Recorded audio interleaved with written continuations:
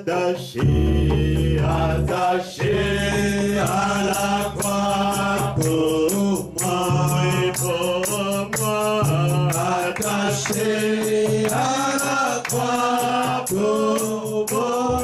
Jésus, il a pris mon péché et m'a délivré.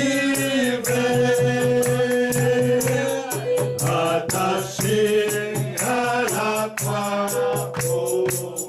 Amen. Que le Seigneur vous bénisse. Amen. Donc, en fait, je ne suis pas, comme le frère l'a dit, je suis votre frère Gilles. J'aime bien, parce que j'aime bien l'esprit de frère Branham. Frère Branham pouvait déclarer qu'il était le grand prophète. Il aimait bien qu'on l'appelle le frère Branham. Amen. Donc, j'aime bien qu'on appelle frère Gilles. C'est plus fraternel, plus amical. C'est quand on dit papa pasteur, donc ça fait directement une barrière. Une barrière.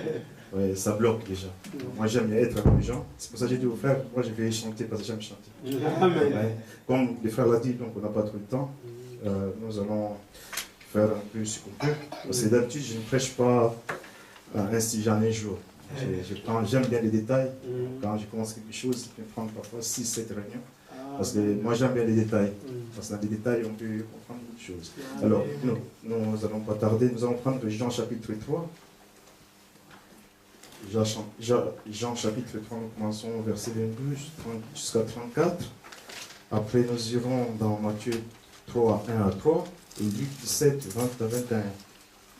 Ce sont des choses que nous connaissons et je crois que je ne vous apprends pas quelque chose de nouveau ce matin, bien cet après-midi. Ce sont des choses que nous connaissons tous, mais simplement peut-être rappeler ce que nous savons déjà. Amen. Parce qu'il est écrit quand le Saint-Esprit viendra, il vous rappellera. Donc, quand on rappelle, c'est que quelqu'un connaît déjà la chose, a déjà la chose, mais peut-être par un oubli quelque chose comme ça. C'est pour ça que le Saint-Esprit vient pour nous rappeler ce qui est déjà en nous. Amen. Amen. Parce que je crois qu'on n'est jamais devenu des enfants de Dieu. Nous l'avons toujours été. Amen. Donc c'est pour cela que nous disons, nous avons le même âge que Jésus. Amen. Nous avons le même âge que Dieu. Amen. Parce que la Bible dit que c'est lui qui est sanctifié et ceux qui sont sanctifiés sont issus d'un seul. Amen. Donc, en fait, c'est ça la chose. Amen. Donc, nous sommes dans Jean chapitre 3, nous commençons au verset 22. Après cela, Jésus, accompagné de ses disciples, s'est rendu dans la terre de Judée et là, il demeurait avec eux et il baptisait. Jean aussi baptisait à Hénon, près de Salim, parce qu'il y avait là beaucoup d'eau et on y venait pour être baptisé. Alléluia. Car Jean n'avait pas encore été mis en prison. Or, il s'éleva de la part des disciples de Jean une dispute avec un juif touchant la purification. Ils vinrent trouver Jean et lui dirent, Rabbi, c'est lui qui était avec toi au-delà du Jourdain et à qui tu as rendu témoignage. Voici, il baptise et tous vont à lui. Ce n'est pas Jean, mais c'est les disciples qui viennent à Jean. Il y a une histoire d'un peu de jalousie qui a commencé déjà. Il dit, Jean répondit, un homme ne peut recevoir que ce qui lui a été donné du ciel. Vous-même m'êtes témoin que j'ai dit, je ne suis pas le Christ, mais j'ai été envoyé devant lui. C'est lui à qui appartient l'épouse. C'est l'époux, mais l'ami de l'époux qui se tient là et qui l'entend éprouve une grande joie à cause de la voix de l'époux. Aussi cette joie qui est la mienne est parfaite. Amen. Il faut qu'il croisse et que je diminue. C'est lui qui vient d'en haut et au-dessus de tout. C'est lui qui est de la terre et de la terre. Et il parle comme étant de la terre. C'est lui qui vient du ciel et au-dessus de tous. Il rend témoignage de ce qu'il a vu et entendu et personne ne reçoit son témoignage. C'est lui qui a reçu son témoignage a certifié que Dieu est vrai, car c'est lui que Dieu a envoyé, dit les paroles de Dieu, parce que Dieu ne lui donne pas l'esprit avec mesure. Amen. Matthieu chapitre 3, 1er au 3e verset. En ces temps-là parut Jean-Baptiste, prêchant dans les déserts de Judée. Il disait, répandez-vous, car le royaume du ciel est proche. Amen. Jean est celui qui avait été annoncé par Ésaïe, le prophète, lorsqu'il dit, C'est ici la voix de celui qui crie dans les déserts. Préparez le chemin du Seigneur, aplanissez ses sentiers. Amen. Luc 17, 20, 21. Luc 17, 20, 21. Les pharisiens demandèrent à Jésus quand viendrait le royaume de Dieu. Il leur répondit, le royaume de Dieu ne vient pas de manière à frapper les regards. Amen. On ne dira point, il est ici ou il est là. Car voici, le royaume de Dieu est au milieu de vous. Vous pouvez vous asseoir. Amen. Nous allons prendre une petite pensée. Bien qu'on va développer ça donc là, chez nous. Donc je suis, mon nom c'est Kumbu. Gilbert. Mais j'aime bien, bon, Gilbert, je trouve ça trop vieux. C'est pour ça que bien que je sois vieux. Bon, j'aime bien qu'on m'appelle Gilles. Donc, voilà, c'est moi-même mon prénom c'est Gilbert en fait. Donc j'ai 2 enfants, donc j'ai une fille de 23 ans et une fille de 6 ans. Donc nous vivons en Suisse à Genève.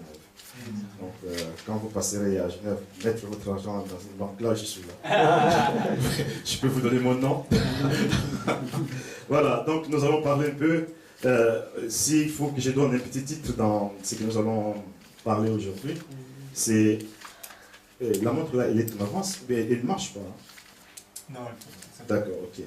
S'il faut donner un titre, je vais donner les ministères de Jean-Baptiste après avoir présenté Jésus. Amen. C'est un petit truc que nous connaissons tous. Les ministères de Jean-Baptiste après avoir présenté Jésus.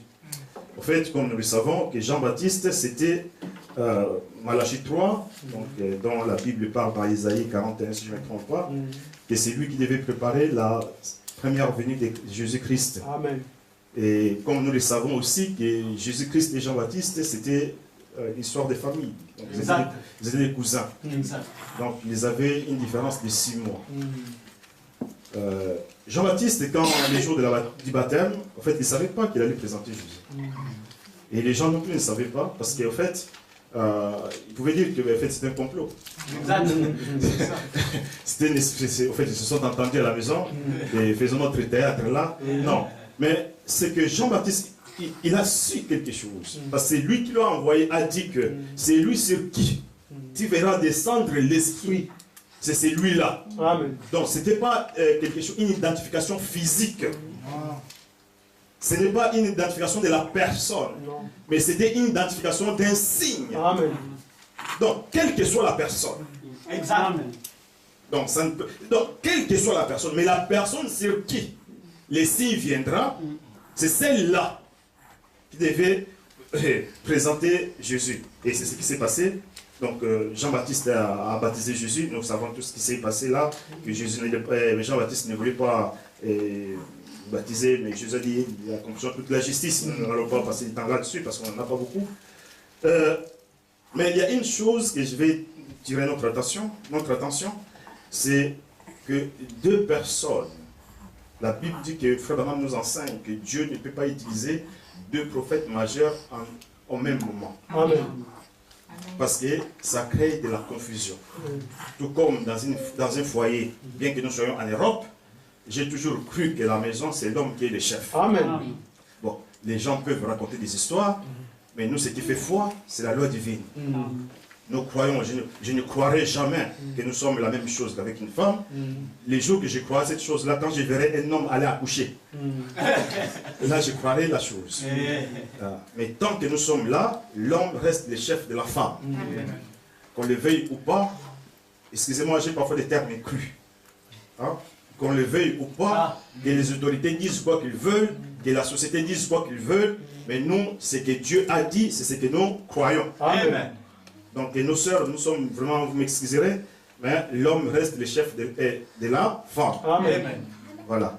Parce que dans une maison, dans une voiture, vous ne pouvez pas conduire une voiture 2 personnes. Non. Que ce soit dans un avion, il y a un copilote, mais avant que le copilote touche, il faut qu'il reçoive des ordres. C'est que le pilote ne fait rien. Sinon, c'est le commandant, c'est lui qui prend le contrôle de la chose. Amen. Et un homme doit se comporter comme un homme. que ce soit à la maison et partout il est, parce que nous remarquons cela, mais nous n'allons pas entrer en détail parce que sinon ça va nous amener ailleurs. Mais notre petit sujet, c'est le ministère de Jean-Baptiste après avoir... Qu'est-ce que je vais dire là-dessus? En fait, si nous regardons les Écritures, les buts que Jean-Baptiste a été créé, le but que Jean-Baptiste est venu sur la terre, c'était un seul but. C'était présenter le Seigneur Jésus-Christ. Amen. Le seul but que Jean-Baptiste a existé, c'était ça. Amen. En fait, les jours que Jean-Baptiste a présenté le Seigneur Jésus-Christ, le ministère de Jean-Baptiste était fini. Dès ces jours-là, Jean-Baptiste devait ranger sa Torah et suivre Jésus. Parce qu'il n'avait plus rien à dire. Son ministère était fini, il n'avait plus de message à donner. Amen. Amen. Disons frère Branham, parce que la bouche autorisée. Nous sommes dans les 4e sceaux, prêché le 21 mars 63, paragraphe 138. Frère Branham nous dit ceci: Dieu traite toujours avec un seul individu. Des hommes auront deux façons de penser. Amen. Il n'y a jamais eu deux prophètes majeurs sur la terre qui ont prophétisé en même temps. Remonter le temps et vérifier. Non, messieurs, ça ferait trop de confusion. Ce qu'il lui faut, c'est un seul homme qui s'abandonne totalement à lui. Et il utilise cette personne-là. Et il cherche cette personne-là. Mais là, nous nous retrouvons devant un tableau qui est un peu compliqué. Nous avons lu les Écritures. Quand Jean-Baptiste a présenté Jésus, Jean-Baptiste a continué son église. Amen. Amen. Il a continué à prêcher. Et les disciples le suivaient. De l'autre côté, Jésus aussi continuait. D'ailleurs, nous avons lu que ça créait un peu une petite jalousie. Hein? Mais Jean-Baptiste, la personne qui nous a présenté, hein, il baptise lui aussi. D'ailleurs, vous voyez, notre église, c'est devenu vide. Hein? Parce que toutes les personnes vont vers lui. Nous saisissons la chose. Amen. Toutes les personnes quittent l'église. Ils vont vers lui. En fait, les personnes qui ont quitté l'église avaient bien compris la chose, qu'ils devaient suivre le Messie. Parce que c'est lui qui était le chemin, la vérité, la vie. Donc, pour Jean-Baptiste, son truc était fini. Hein? À tel point que Jean-Baptiste, d'ailleurs, nous avons vu la réponse qu'il a donnée, mais ça continue toujours. Jean-Baptiste s'est retrouvé en prison. Amen. Jean-Baptiste se retrouve maintenant en prison. Jean-Baptiste qui a présenté Jésus. Voici l'agneau de Dieu qui ôte les péchés du monde. Jean-Baptiste se trouve dans des difficultés. Bon, il y a plusieurs difficultés qui peuvent survenir dans la vie d'une personne. Mais pour Jean-Baptiste, nous n'allons pas donner les détails, nous connaissons ces choses. Parce que je crois que je suis devant des lecteurs des Écritures. Jean-Baptiste se retrouve en prison et il y a quelque chose qui vient de se passer dans la tête de Jean-Baptiste. Est-ce que je n'ai pas fait une erreur? Parce que quand il devait venir, les montagnes devaient être rabaissées. Hein? Les choses doivent se passer. Mais maintenant, depuis que j'ai présenté ce monsieur, il n'y a rien qui se passe. Il prend les disciples, ses disciples, allez lui demander. Et remarquez la chose. Jean-Baptiste qui présente Jésus. Voici l'agneau de Dieu qui ôte les péchés du monde. Maintenant, après quelque temps, il va dire aux gens, allez lui demander. Et c'est lui qui devait venir. Pardon, mais Jean-Baptiste, mais qu'est-ce que tu nous racontes? Là, au bord de la rivière, nous ne les connaissions pas. Nous ne savons pas ces choses. Toi, tu es prophète. Tu nous as dit que c'est lui qui devait ôter les péchés du monde. C'est lui le sauveur, le Messie. Maintenant, toi, tu m'envoies d'aller lui demander si c'était lui. Donc, tu avais fait une erreur. Suivez-moi vraiment petit à petit. On va être bref. Hein? Qu'est-ce qui s'est passé? Hein? Lisons Frère Branham sur les ailes d'une colombe blanche, le 28 novembre 65. Nous sommes au paragraphe 108. Jean leva la tête. Oh, qu'est-il, le prophète? Et voici la parole, voici que vient la parole, s'avançant tout droit vers le prophète dans l'eau. Jean dit, voici l'agneau de Dieu qui a ôté les péchés du monde. Amen. Les voici, c'est lui. Jésus n'a pas dit un seul mot. Il s'avança tout droit dans l'eau. Je peux voir debout dans cette eau, imaginez la scène. Deux des plus grands êtres à avoir jamais visité la terre. Exact. Dieu, la parole, et son prophète. Amen. Maintenant, nous allons suivre qui? Parce qu'il y a Jean-Baptiste qui est là, qui est prophète. Il y a Jésus, le Messie, Dieu est là. D'un côté, Jean-Baptiste prêche que le royaume de Dieu est proche. De l'autre côté, Jésus est en train de prêcher disant que le royaume de Dieu n'est pas à frapper les regards, car le royaume de Dieu est au milieu de vous. Mais maintenant, nous allons suivre qui? Voici les problèmes du message aujourd'hui. Oh, mais Branham nous a dit, Branham, avant qu'il meure, oh, le Seigneur n'est pas encore venu. Oh, mais Branham, quand il a prêché les levées du soleil, ce n'est pas nous. C'est toi, Branham, qui nous a dit que voyez-vous ses yeux, voyez-vous sa bouche, voyez-vous son nez. Mais maintenant, comment il n'est pas encore venu? Hein? Nous attendons. Mais il y a quelque chose qui ne joue pas. Nous allons suivre qui? Nous allons suivre Jean-Baptiste ou bien nous allons suivre Jésus? Parce qu'il y a un temps, il y a une mission, il y a un ministère qui lui a été donné à Jean-Baptiste de présenter Jésus. Hein? Amen. On a vu en 1962, Frère Branham me dit, le réveil est fini, il n'y a rien qui se passe. Il dit, j'aime bien la manière de Dieu de faire les choses. Dieu lui a dit que si tu restes à l'Est, tu n'auras pas de succès. C'est bizarre quand même, c'est paradoxal. Alors que à l'Est, frère, c'est là où il a fait tous les grands miracles. Hein? Les renom de Frère Branham a été connu à l'Est. Qui aura du succès à l'Ouest? Mais à l'Ouest, il n'a pas d'église. Ça, c'est le succès de Dieu. Voyez combien nous les hommes sommes. Parce qu'un homme, quand il est tout seul, bien qu'il ait 3, 4 personnes, il dit, ah, moi, écoute, mon petite église, j'ai que 3 personnes. Oui. Oh, mais Branham, pendant qu'il était entouré de plusieurs personnes, d'après Dieu, ce n'était pas le succès. Exact. Ce n'était pas ça le succès. D'ailleurs, Frère Branham dit que tout ce que nous avons essayé de faire, ça n'a pas marché. Mais alors que il y a des millions de personnes qui ont reçu Christ. Il y a des milliers de gens, des millions, pouvons dire, qui ont été guéris. Beaucoup de discernements de pensée. Mais ce n'est pas le succès. Il se trouve en Arizona, pas d'église où prêcher. C'est comme Daniel à Babylone. Mais Branham, Dieu lui dit que si tu vas à l'Est, c'est là que tu auras du succès. Mais il n'y a personne qui le reçoit dans son église. Juste à ce que Peregrine, qui a repris une église, c'est là où Frère Branham a trouvé un endroit qu'il pouvait prêcher librement. Mais Dieu appelle ça du succès. Pourquoi? Parce que c'est là, la promesse était là.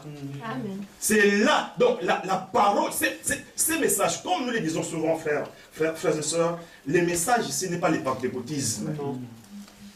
Ces messages que nous croyons, ne comparez ça avec le pentecôtisme. Ce n'est pas une suite de la Pentecôte, frère.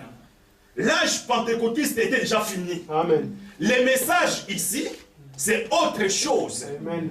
Hein? Comme Frère Branham nous dit, hein? La nourriture de l'épouse. Hein? La nourriture de l'épouse, c'est le mystère, c'est l'ouverture des sceaux, c'est ça qui est le message. Et là, ce n'est même plus le message de Frère Branham. Hein? C'est là où Christ lui-même nous parle. Amen. Ce n'est pas l'homme Branham. Nous avons lu que c'est lui qui de la terre parle comme de la terre, mais celui du ciel parle comme du ciel. Il dit ce qu'il a vu. Hein? Alors, maintenant avec Jean-Baptiste, nous voyons il y a deux personnes différentes, distinctes. Il y a Jésus physique, homme qui est là. Amen. Amen. Mais maintenant, Jésus en tant qu'homme, il nous a dit ceci. Encore un peu de temps, le monde ne me verra plus. Donc, oublions Jésus venir d'une manière physique. Parce que Jésus lui-même a dit, le monde ne me verra plus, mais vous me verrez parce que je serai avec vous et même en vous. Donc, à partir de là, nous oublions l'homme de Galilée. D'ailleurs, Frère Branham, nous n'avons pas le temps de donner toutes ces citations. Frère Branham nous dit que le corps de Jésus, quand il est mort et ressuscité, s'est transformé à la colonne de feu. Amen. Donc, le corps physique de Jésus s'était transformé à la colonne de feu à tel point que Paul, c'est le chemin de Damas. Hein? C'est là qu'il a reconnu. Parce qu'il a posé la question à la colonne de feu. Qui es-tu, Seigneur? La colonne de feu a répondu, je suis Jésus. Amen. Vous voyez? Parce que dire que nous attendons Jésus d'une manière physique, comme on dit en français, mon œil, on ne le verrait jamais. Donc ça, il faut oublier parce que ça n'existe pas. Amen. Mais nous ne sommes pas là. Voyez-vous, là je voulais simplement faire un peu, voir combien cette scène est devenue un peu confuse. Deux grandes personnes, Frère Branham nous dit, Amen, et des grands êtres, hein, à avoir jamais visité la terre. Dieu, la parole et son prophète. Écoutez ce qui suit. Paragraphe 109 sur les ailes d'une colombe blanche, il dit, remarquez, la parole est venue au prophète dans cette dispensation de la grâce. Amen. Dans l'eau. Moi j'aime bien projeter comme ça, nous lisons ensemble. Vous voyez? Mais bon, ce n'est pas un problème, non, vous avez confiance. Et merci pour votre confiance déjà. Merci pour la confiance que le frère Patrick m'a donnée. Vous voyez, il dit, remarquez, parce que tantôt je viens de parler, le corps de Jésus était transformé en colonne de feu, selon ce que le frère Branham nous dit. Il dit, remarquez, la parole est venue au prophète dans cette dispensation de la grâce, virgule, dans l'eau. Amen. Je pensais que vous les saisiriez. Amen. Remarquez comment Branham parle. Il dit que je pensais que vous allez saisir la chose pour que vous puissiez comprendre. Et remarquez, il dit, dans l'eau, la première révélation de la parole eut lieu dans l'eau. Amen. Maintenant, virgule, voyez-vous, où l'épouse, virgule, le message de la lumière du soir a commencé dans l'eau. Jésus, la parole, est venu vers son prophète dans l'eau. Nous nous retournons comme c'était au commencement. La parole, Jésus, homme physique, venant vers Jean-Baptiste dans l'eau. Mais c'est Jésus, son corps s'est transformé en la colonne de feu, vient rencontrer son prophète dans la lumière du soir ou dans l'eau. Cherchez l'erreur. Amen. Cherchez l'erreur, frère. Vous voyez, il dit, la vraie parole qui n'est pas mélangée avec des credos, mais qui est venue au prophète dans l'eau et par l'eau. Amen. Vous voyez, des choses qui se sont passées à des milliers d'années de différence, mais exactement textuellement. Amen. Pas d'erreur, frère. La parole ne fait jamais d'erreur. De la même manière qu'il est venu à sa première venue, il est venu la deuxième venue, parce qu'il y en a trois.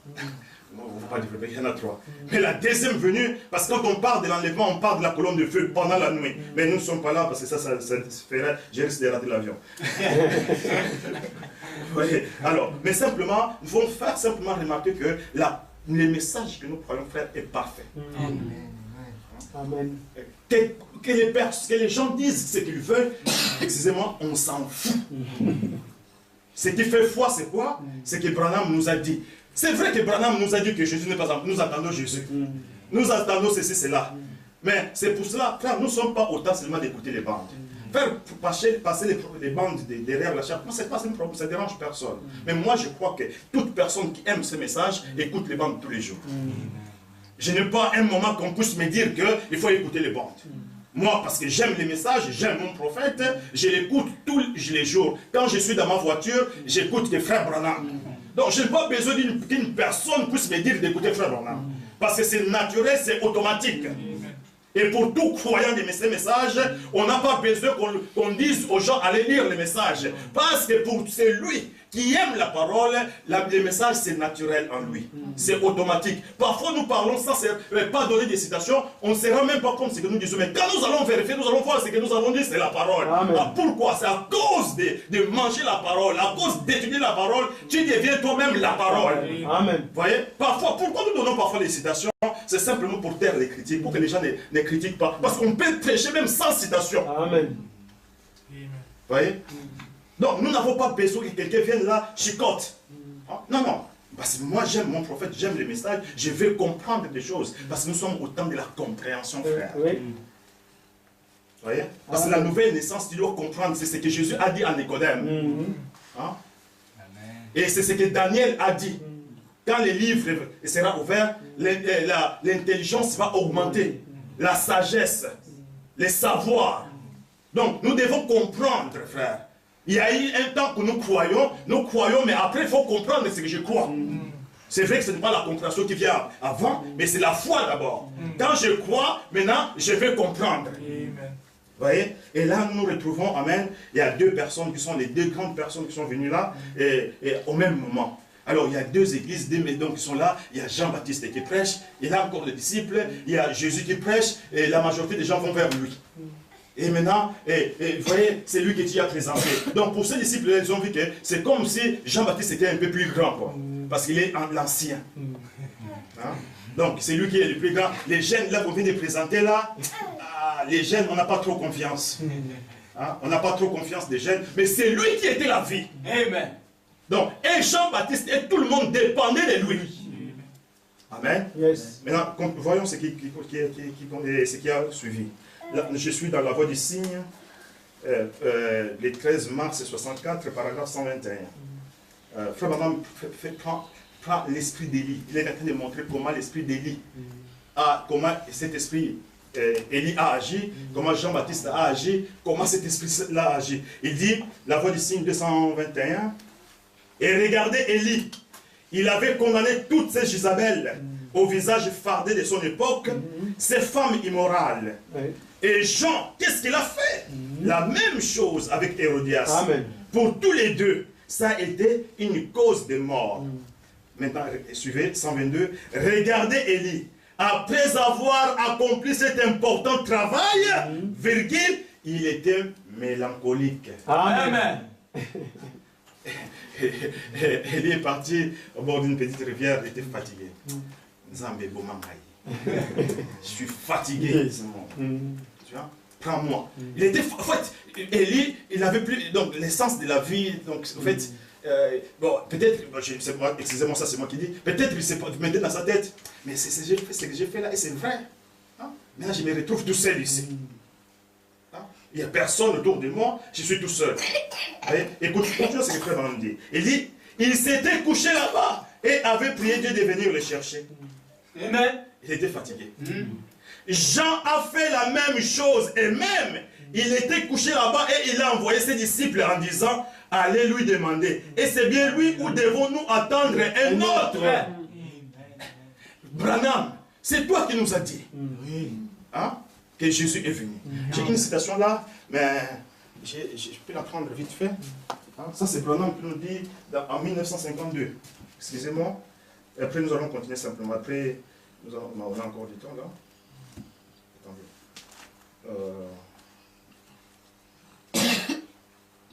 Excusez-moi. Pour simplement que les choses soient un peu plus claires ici.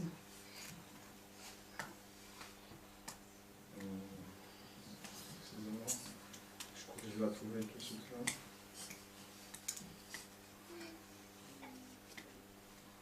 Voilà. Je suis dans le message, c'est par égard pour lui seul. Prêché le 18 juillet 52, paragraphe 3. Écoutons la déclaration du frère Branham en 1952. Il dit ceci. Je crois que nous sommes au-delà. Le temps de la venue de Jésus est passé. Amen. Amen. C'est une forte déclaration. Mais je pense que je peux prouver cela par les Écritures. Amen. Ce temps-là est passé. Amen. Hein? Il dit, Dieu, comme il l'a dit, ce qui arriva du temps de Noé arrivera de même à la venue du Fils de l'homme. Dieu était patient, ne voulant pas qu'aucun périsse, mais que tous parviennent à la repentance. Frère Branham, en 1952, il nous dit que le temps de la venue de Jésus est passé. Amen. Amen. Mais dans les années 60, 62, 63, 64, 65, Frère Branham dit, tous ceux qui sont dans telle ville qui attendent la venue du Seigneur, tous ceux qui sont dans telle ville attendant la venue du Seigneur, remarquez ce que Frère Branham nous dit, pour que nous puissions saisir la chose. Tout ça, il fait ça exprès, pour embrouiller les gens. Comme Jésus l'a dit, je leur parle en parabole, de peur qu'ils comprennent, parce qu'ils comprennent, je suis obligé, moi Jésus, de les sauver. Un grand canailleur. Oh, Dieu a tant aimé le monde qu'il a donné son Fils unique afin que quiconque croit en lui ne périsse point, mais qu'il ait la vie éternelle. Mais le Fils vient, il dit que, Matthieu dit que tout ce que Jésus a dit quand il était sur la terre, c'était en parabole. Et les gens vont prêcher dans les églises les paraboles, inexpliquées. Vous pouvez beau crier Dieu, Dieu, Dieu, de toute façon ça ne les concerne pas. Hein? D'ailleurs, la Bible dit, Frère Branham nous prêche l'Apocalypse, livre des symboles. Tu ne peux pas prêcher l'Apocalypse sans connaître les symboles là. La signification des symboles. Parce que si tu prêches les symboles, là, tu amènes les gens à la perdition. Amen. Amen. Vous voyez? Jésus dit, Frère Branham nous dit ceci, je peux dire Frère Jésus aussi, parce que toute la famille dans les ciels ici sur la terre, il s'appelle Jésus. Donc je peux dire, je suis libre de dire que Jésus a dit.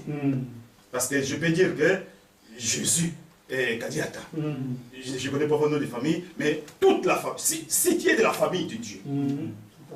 Donc, je parle de ceux qui sont de la famille de Dieu. Amen. Il s'appelle Jésus. Maintenant, ceux qui ne sont pas de la famille de Dieu, ce sont eux, parce qu'ils sont des étrangers, ils ne peuvent pas prendre un nom qui ne leur appartient pas. Mais comme moi, c'est le nom de ce qui m'appartient, c'est de ma famille, je suis fier qu'on m'appelle Jésus. Amen. Amen. Donc, je n'ai pas peur. Les gens vont dire que c'est ça, c'est quoi? Mais je m'appelle Jésus parce que la Bible, c'est allez demander Paul pourquoi il a dit ça. Je suis dans Dieu dévoilé. Dieu dévoilé. Frère Branham nous dit, Dieu dévoilé, parce que pourquoi cette confusion? Pourquoi les gens sont embrouillés? Frère, parce qu'il y a deux églises et deux messagers de l'heure. Amen. Hein? Deux églises et deux messagers de l'heure. Yes. Il y a William Marion Branham, les messagers de l'âge de l'église de Laodicée. Hein? Et Jésus-Christ, les messagers de l'âge de l'épouse. C'est la raison pour laquelle Frère Branham nous dit que quand il viendra lui-même, il n'aura plus besoin de messagers. Amen. Parce qu'il nous parlera lui-même. Vous voyez? Parce que ce n'est plus l'homme Branham qui parle. Hein? Mais c'est Jésus qui parle. C'est pour cela que Frère Branham dit que tantôt on ne comprenait pas le Seigneur Jésus. Tantôt c'est lui qui parlait, tantôt c'est le Père qui parlait. Quand il s'est retrouvé devant les pharisiens, hein, quand Abraham a vu mon jour, hein, il a tressailli de joie. Toi, c'est vrai que depuis longtemps, nous disons que toi, tu es un démon. Ça pourrait activer le pouvoir encore que tu es un démon. Amen. Hein? Toi qui n'as même pas... Regardez les raisonnements humains. Toi qui n'as même pas 50 ans. Parce qu'il paraissait un peu vieux, hein, les gars. Toi qui n'as même pas 50 ans. Tu as vu Abraham. Donc, ces gens, ils ont... Donc Jésus était presque ridicule devant eux. Hein? Mais le problème, c'est qu'ils n'ont pas discerné. Ce n'est pas la chair qui était là qui parlait, mais c'était le Père qui était dans la chair qui était en train de parler. Amen. Mais les gens d'aujourd'hui, comme ils sont charnels tels que les gens de l'époque, ils ne comprennent rien. Ils amènent tout dans la chair. Bon, nous ne sommes pas là. Mais je vais que simplement lire là, Dieu dévoilé, paragraphe 22. Maintenant, mon sujet de ce matin, je mets ma confiance en Dieu qui les révélera ce qu'il en est. Et chaque fois, si vous qui prenez les bandes et les écoutez, et j'espère et je vais croire que vous avez reçu une compréhension spirituelle de ce que Dieu a essayé de faire voir à l'Église sans le dire carrément. Amen. En fait, Dieu, au travers de Branham, est en train de faire voir les gens. Dieu voulait que... J'ai beaucoup aimé les frères là, ce qu'il a dit ici. Parce que Jésus, quand il est venu, non, ça m'a beaucoup, vraiment j'ai beaucoup aimé. Les frères, les pasteurs d'ici qui viennent le matin ici, il a dit ceci. C'est-à-dire quand Jésus est venu, il était venu pour sauver, c'est vrai. Mais le problème, quand il est venu sur la terre, il a rencontré l'incrédulité. Alors, comme vous refusez la parole de Dieu, je regarde ça pour moi. C'est pour cela qu'il ne voulait pas que les gens comprennent. Vous voyez? Et maintenant, remarquons ce que Branham nous dit ici. Il dit, que vous avez reçu une compréhension spirituelle de ce que Dieu a essayé de faire voir à l'Église sans le dire carrément. Vous voyez, c'est quelque chose, parfois, on doit dire des choses de manière à disperser. Amen. De manière à amener certains à s'en aller. Hein? Certains à partir et certains à réfléchir. Mais c'est fait exprès. Vous voyez? Donc, frère Branham, il nous parle parce qu'il dit que quand l'épouse va mûrir, il doit séparer les deux œuvres. Vous voyez? Parce que Branham, quand il était là, il parlait à la fausse vigne et à la vraie vigne. Vous voyez? Il y a un frère qui nous a donné un exemple, il dit, il prêchait quelque part, il parlait des corbeaux et il parlait des aigles. Alors, il y a un frère qui était là, il s'était fâché. Il dit, mais pourquoi tu parles des corbeaux? Mais le frère dit, moi j'ai parlé des corbeaux et des aigles. Mais pourquoi toi tu te fâches? Donc si tu es un corbeau, mais écoute, range-toi. Mais moi je ne t'ai pas dit que toi tu es un corbeau. Mais c'est toi-même qui t'identifies à cela. Et c'est la même chose aujourd'hui. C'est nous qui devons lire le message. C'est la raison pour laquelle tantôt j'ai dit que nous ne sommes pas autant seulement d'écouter le frère Branham, mais nous sommes autant d'étudier la parole. Amen. Parce que si nous n'étudions pas la parole, c'est là que nous avons des confusions. Parce que nous allons dire que Branham a dit ceci, avant même sa mort, il a dit ça. Mais oui, c'est fait exprès. Hein? C'est fait exprès. Pour que les incrédules ne profitent pas. Donc, parce que déjà, tu vas te fâcher. Parce que les frères ont parlé des corbeaux et des aigles. Alors, si tu es un aigle, mais écoute, identifie-toi en tant qu'aigle, c'est pas ce problème. Mais pourquoi tu te fâches quoi? Parce qu'il n'y a rien pour se fâcher. Hein? Il n'a pas dit que toi tu es un corbeau, mais comme le frère s'est identifié en corbeau, il s'est manifesté lui-même. Hein? Amen. Amen. Vous voyez? Alors, pour avancer un peu, il dit dans les prophètes Michée, prêché le 20 avril 1961, je prêchais sur la manière dont Jésus devient une occasion de chute pour les gens. Et Jean, il était devenu, il n'a pas exprimé cela de cette façon-là, mais il était en quelque sorte offensé parce que parce que les choses n'ont pas marché de la façon dont il pensait que ça devrait marcher. Exact. En effet, il a présenté un Jésus ou Christ, le Messie qui aurait son van à la main, nettoyant l'air, qui brûlerait la paille. Mais quand Jésus est venu, il était très humble, rien de ces choses s'est passé. Alléluia. Jean-Baptiste, remarquez la chose, Jean-Baptiste lui-même, qui a présenté Jésus, était dessus. Mais il est écrit qu'il va nettoyer cela. Le problème des Juifs, c'était quoi? La colonisation. Tout comme le problème des Aïrois aujourd'hui. Amen. Les uns, c'est les papiers, les autres, c'est les enfants, les autres, c'est les femmes, les maris, les voyages. Mais ils pensent que Dieu distribue ça. Dieu n'est pas une agence de voyage. Vous vous rendez compte? Oh, Dieu fasse quoi? Tu veux voyager, lui, il fait quoi? Tu veux qu'il fasse quoi? Hein? Et c'est son problème que tu voyages ou pas? Hein? Après, oh, nous venons ici, oh, les blancs sont des racistes. Comment ils sont des racistes? Dieu nous a créés pour vivre en Afrique.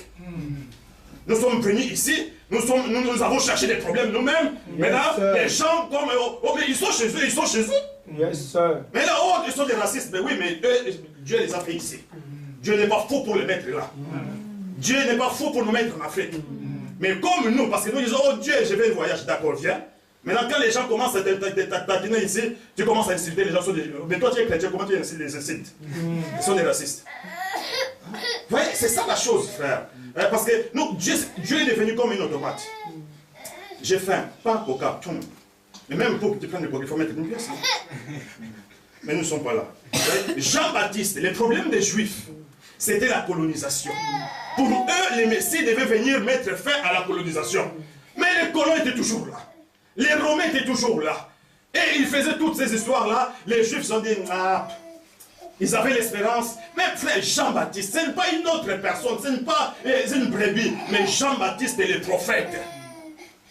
Il est arrivé même à douter même de c'est de la personne qui l'a présenté. Alors qu'il lui a été dit que c'est lui sur qui tu verras les signes, c'est celui-là. Et Jean-Baptiste a vu cela. Et il a confirmé cela en déclarant que voici l'agneau de Dieu qui ôte les péchés du monde. Mais quand il s'est retrouvé dans cette condition-là en prison, Jean-Baptiste, il devait nettoyer les airs, ceci, cela, rien ne se passe, là, il y a un problème. Continuons, allez frère Banam. Il dit, le Messie aurait son van à la main, nettoyant l'air, et qui brillerait la paille. Mais quand Jésus est venu, il était tellement humble, modeste et doux. Au fait, il voyait les colons là derrière, il dit après, il faut payer les impôts. Donc les gars, ils étaient tellement déçus. Il nous envoie encore de payer les impôts romains. Mais à l'époque, je croyais qu'il y avait des combattants là en Israël. Ils se sont dit que non. Mais tu vois, j'aime mon gars Jésus. Lui, c'est un grand canailleur. Donc, les gens attendent qu'il fasse quelque chose, lui, il fait une autre chose. C'est interdit d'aller au champ les samedis, lui, il envoie les disciples au champ. C'est interdit de faire porter les histoires aux gens les sabbats, lui, il fait porter les histoires aux champs et aux enfants. Non, il voulait simplement leur faire voir que, en fait, votre truc là, c'était bien. Mais dans tout ce que vous faites là, vous parliez, vous priez, vous chantiez, en fait, c'est moi qui suis là. Amen. Le problème de Jésus, seulement, il voulait interpeller ces gens-là pour qu'ils puissent comprendre que le Messie qu'ils attendaient, c'était lui. Mais comme il ne pouvait pas les dire ça ouvertement comme cela, il cherchait un moyen. C'était révolutionnaire, mon frère. Un vrai tchèque. Vous comprenez? Donc voilà, il dit, et Jean pouvait à peine comprendre que ce que c'était. C'est comme s'il était dessus. Et il était en quelque sorte offensé. Cependant, il avait vu les signes messianiques et il avait reconnu que c'était lui. Ainsi, il a envoyé les disciples voir si c'était lui. Eh bien, c'était terrible de dire une telle chose. Or, Jean était loin de l'esprit d'Élie. Et Élie avait pratiquement une dépression nerveuse aussi. Amen. Vous voyez, vous savez, les gênants. Et ici, aussi longtemps que vous vous tenez là pour proclamer cela, c'est très bien. Mais quand il faut prendre cela, c'est là où la chose commence à s'écorcer. Dire les choses, vous savez, même dans la vie pratique, nous donnons parfois les conseils aux gens. Oh, ne t'en fais pas, les problèmes vont passer. Mais frère, tu sais que les personnes souffrent. Il est vraiment dans la souffrance, dans les besoins. Parce que toi, tu parles, non? Tu dis simplement, oh frère, ça va passer. Toi, tu ne sais pas la douleur que la personne sent. Parce que parler, c'est facile. Mais pratiquer, c'est autre chose. Vous savez, frère Branham m'en a parlé, un frère qui a chanté ça. Les gens ont la marque de la bête. Nous entendons même dans ce message qu'ils vont mettre des puces. Là. Ils vont mettre. Le frère Branham nous dit clairement, la marque de la bête, c'est une connaissance. Tu connais autre chose et tu fais une autre chose. Vous voyez? Parce que nous déclarons souvent beaucoup de choses, mais quand la pratique de ces choses-là, ça devient compliqué. C'est ça avec Jean-Baptiste. Il a déclaré des choses qui étaient vraies. Mais maintenant, pour pratiquer cela, pour entrer dans les rangs, Jean-Baptiste, c'était compliqué. Vous voyez? Mais disons simplement, il dit, mais quand il faut prendre cela, et alors c'est un peu différent. Vous voyez? Ainsi, Jean en prison, son œil d'aigle avait terni. Parce que sa mission était finie. Frère Branham, sa mission était finie. Sa mission était finie. Lui-même, il a déclaré que le réveil, il n'y en a plus. Je vois même mes réunions sont en train de baisser.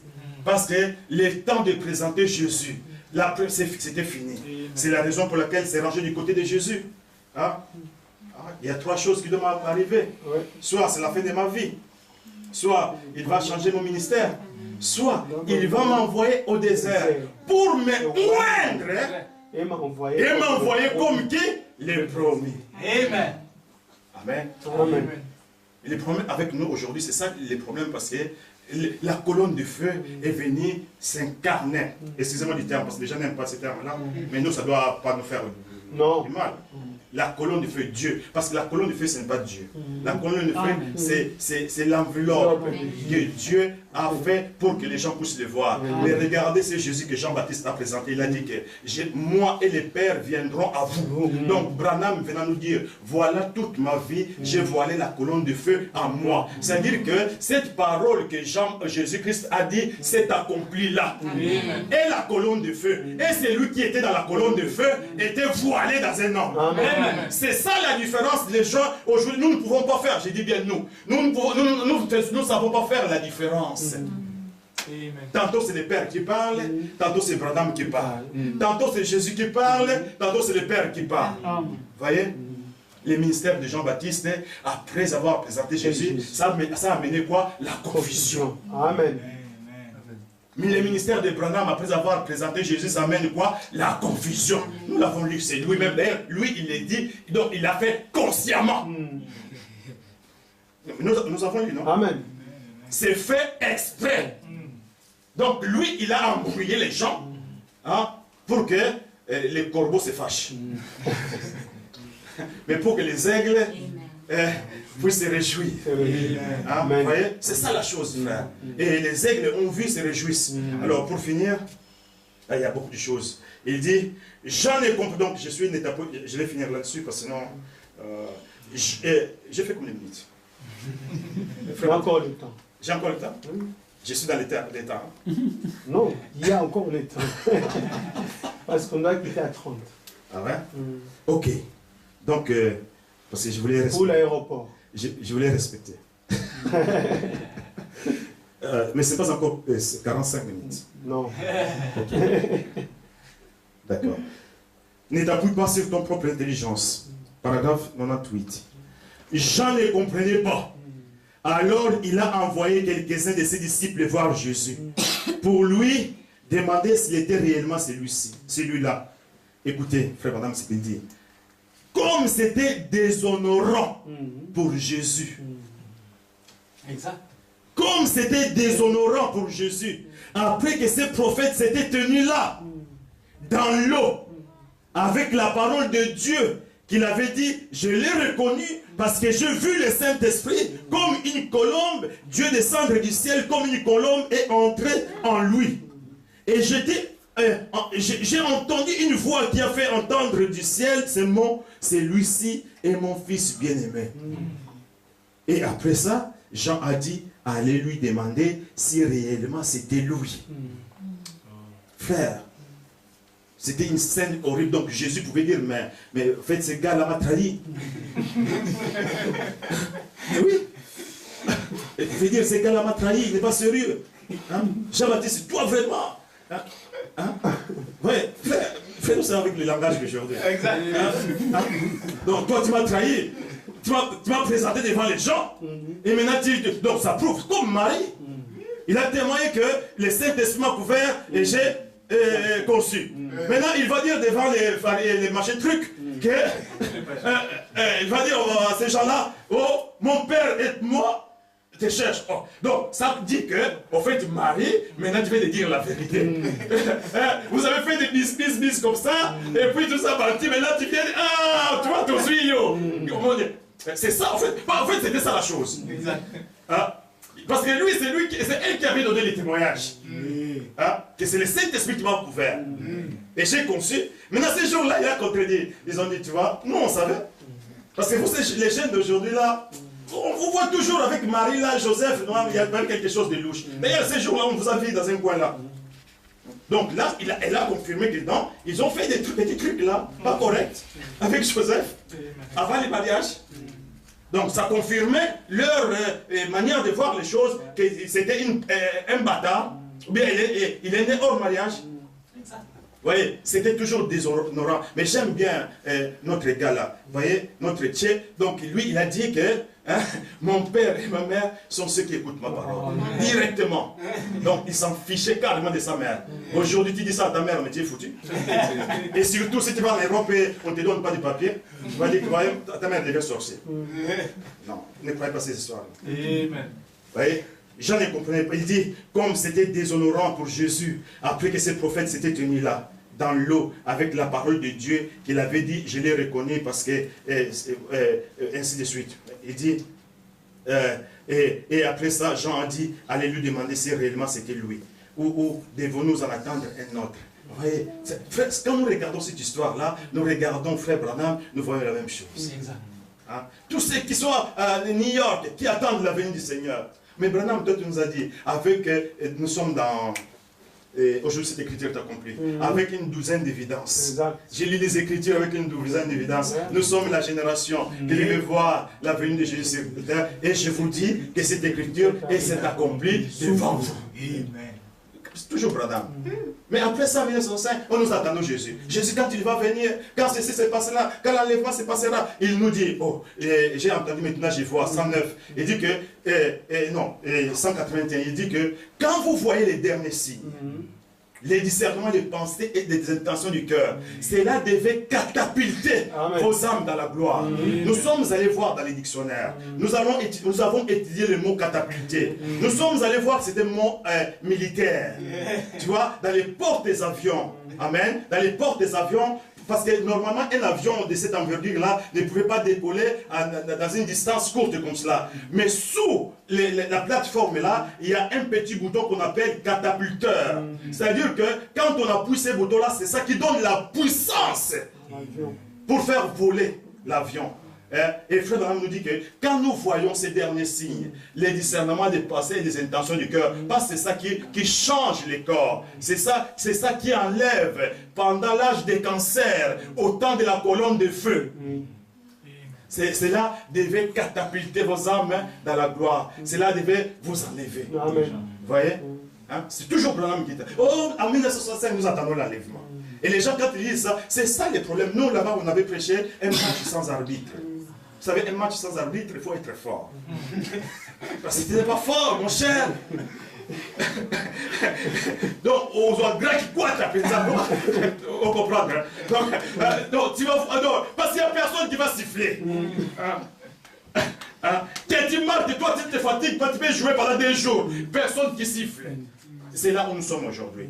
Parce que quand moi je viens avec une citation, l'autre va venir avec une citation pour me contredire. Un match sans arbitre, qui va nous arbitrer? Parce que lui, il vient avec la parole. Tu ne vas pas dire que c'est faux. Moi aussi, je viens avec la parole. Tu ne vas pas me dire que c'est faux. Nous tous, nous les deux, nous avons les citations. Mais nous allons finir où? Un match sans arbitre. Continuez à jouer. Amène d'autres citations. Moi, j'amène d'autres citations. Après, vous devenez des ennemis. Vous ne vous parlez plus. C'est ça la fin de la chose, n'est-ce pas? C'est ça que nous voyons. Et après, vous devez devenir des ennemis. Parce que les matchs sans arbitre, il n'y a pas d'arbitre. Voyez? Et c'est ça la chose. Voyez? Mais quand c'est pour cela que Branham, j'aime bien Branham quand il dit que vous devez creuser pour éviter la tribulation. Ce n'est pas seulement le fait d'écouter, de lire. Parce que nous devons lire comme un roman. Dans notre salle là, dans notre assemblée là, nous sommes, il y a un frère qui m'a posé une question. Il avait toute sa brochure bien soulignée. En fait, la question qu'il m'a posée, la réponse s'est trouvée dans la citation qu'il n'a pas soulignée.